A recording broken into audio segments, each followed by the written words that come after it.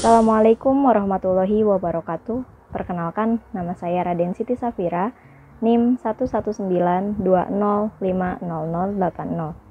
kelas 3B, Prodi Pendidikan Matematika, Universitas Islam Negeri Sunan Gunung Jati Bandung.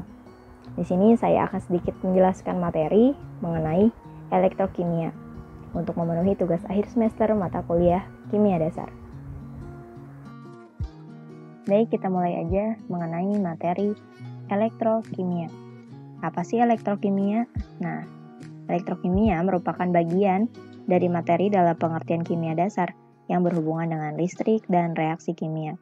Banyak cakupan dari materi elektrokimia ini seperti tentang reduksi oksidasi atau redoks, sel volta, sel elektrolisis, persamaan Faraday, dan lain-lain, di mana semua materi tersebut membahas tentang elektron dan reaksi kimia.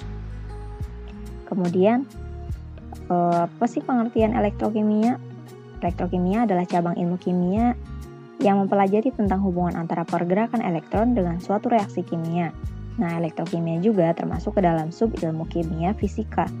Dalam elektrokimia akan sangat erat dengan reaksi oksidasi dan reduksi, atau yang kita kenal dengan reaksi redoks. Kemudian, elektrokimia juga memiliki definisi, yaitu serangkaian pemisahan muatan yang terjadi di dalam media cair seperti larutan.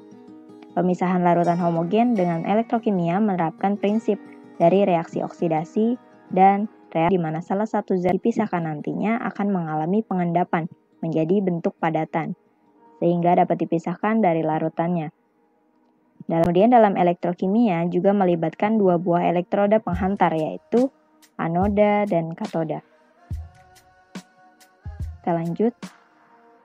Pertukaran antara energi listrik dan reaksi kimia memiliki aplikasi yang sangat luas dalam kehidupan manusia, seperti penerapan pada prinsip kerja baterai yang memberi daya pada smartphone.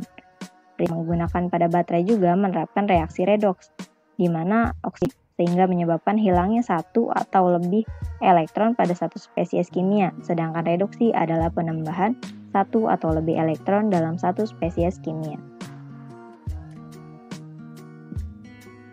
Kemudian ada juga jenis sel elektrokimia. Di sini terdapat dua jenis sel elektrokimia, yaitu ada sel volta atau bisa disebut dengan sel galvanik, dan ada sel elektrolisis. Apa sih sel volta itu? Nah, sel volta yaitu sel elektrokimia yang di dalamnya terjadi reaksi kimia yang menghasilkan energi listrik proporsional.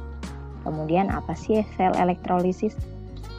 Sel elektrolisis yaitu sel elektrokimia yang mendorong terjadinya reaksi kimia dengan adanya aliran listrik di dalamnya. Kita lanjut. Pertama yaitu sel volta. Sel volta atau dikenal sebagai sel galvanik merupakan sel elektrokimia yang pertama kali ditemukan pada tahun 1800-an oleh Alessandro Volta dan Luigi Galvani. Hingga saat ini, sel volta ini telah berkembang menjadi komponen baterai seperti yang sudah dibahas sebelumnya. Dalam sel volta memiliki prinsip kerja, yaitu ketika dua plat logam yang berbeda sebagai elektroda secara bersamaan direndam dalam larutan elektrolit yang memiliki reaktivitas lebih tinggi dengan plat tersebut.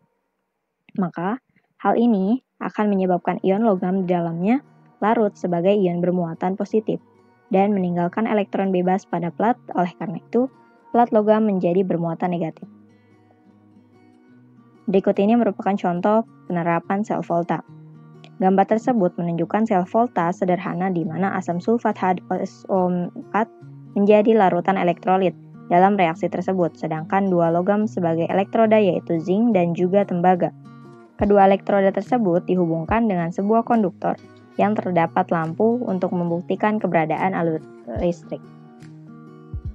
Kemudian reaksi yang terjadi di dalam sel volta. Yang pertama, pada larutan HSO4 terhadap 2H pangkat min ditambah SO4 pangkat 2 min. Ada juga pada larutan zinc pangkat 2 plus ditambah SO4 pangkat 2 min terhadap zinc SO4. Ada juga pada elektroda zinc terhadap zinc pangkat 2 plus ditambah 2E pangkat min. Terakhir ada pada elektroda Cu, yaitu 2H pangkat plus ditambah 2E pangkat min terhadap H2 atau gas. Logam zinc memiliki potensial reduksi sebesar 0,60 volta, sedangkan logam Cu memiliki potensial sebesar 0,46, sehingga potensial listrik yang dihasilkan oleh sel tersebut adalah 0,46 dikurang min 0,62, yaitu 1,8 volta. Dengan logam zinc mengalami oksidasi, sedangkan Cu mengalami reduksi. Kita lanjut. Kemudian yang kedua yaitu sel elektrolisis. Sel elektrolisis itu adalah jenis lain dari sel elektrokimia, di mana sel elektrolisis ini bekerja dengan prinsip yang berlawanan dengan sel Volta.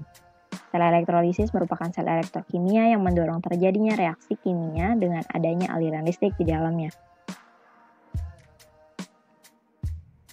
Pada gambar di atas yaitu digunakan larutan NaCl sebagai larutan elektrolit dan dua buah elektroda sebagai anoda dan katoda, serta dialiri oleh listrik melalui sebuah baterai. Ketika arus listrik dialirkan, maka elektroda akan bermuatan positif dan negatif.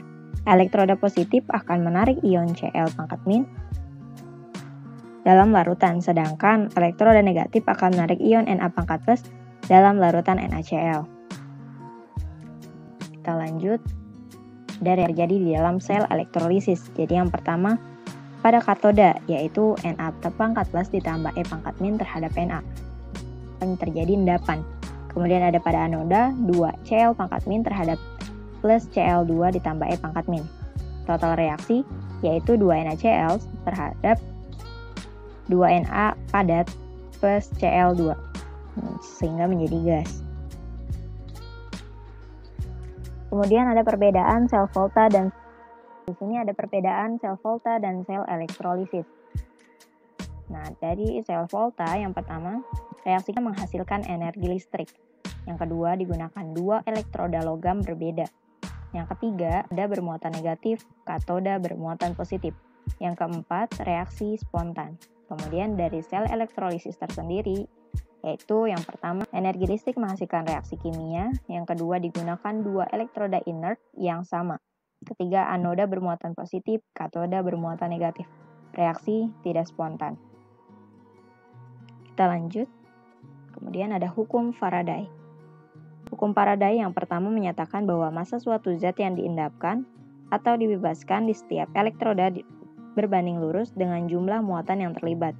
Kemudian dalam hukum yang kedua, Faraday menyatakan bahwa massa suatu zat yang diendapkan atau dibebaskan pada elektroda berbanding lurus dengan muatan yang melaluinya. Secara persamaan sistematis, hukum Faraday dapat diperoleh persamaan berikut. E adalah massa zat yang diendapkan dalam gram. Kemudian ada juga E itu adalah massa ekuivalen, Mr atau valensi. Terus ada I adalah kuat arus dalam ampere, dan F adalah tetapan Faraday. Kita lanjut ke contoh soal.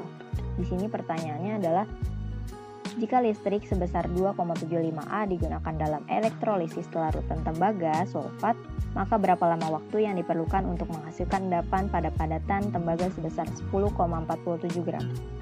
Kita lanjut ke pembahasan, yaitu yang pertama, tahap pertama, kita harus mengetahui reaksi yang terjadi di dalam elektrolisis tersebut. Berdasarkan soal, kita ketahui bahwa Cu dalam bentuk larutan yang mana merupakan ion Cu pangkat 2+, akan berubah menjadi Cu dalam bentuk solid. Maka reaksi yang terjadi yaitu sebagai berikut. Nah, tentunya reaksi tersebut belum setara karena terdapat perbedaan muatan antara ruas kiri dan ruas kanan. Oleh karena itu, kita harus menyetarakan muatan dengan menggunakan penambahan elektron dalam suatu ruas. Elektron dapat ditambahkan dalam ruas kiri sehingga diperoleh muatan netral yang sama dengan ruas kanan. Kita lanjut ke tahap kedua, selanjutnya dapat dihitung. Kemudian menjadi 3,22 jam. Nah, jadi waktu yang diperlukan untuk menghasilkan 10,47 gram padatan tembaga dalam elektrolisis tersebut adalah selama 3,22 jam. Oke, terima kasih. Mohon maaf apabila ada kesalahan. Wassalamualaikum warahmatullahi wabarakatuh.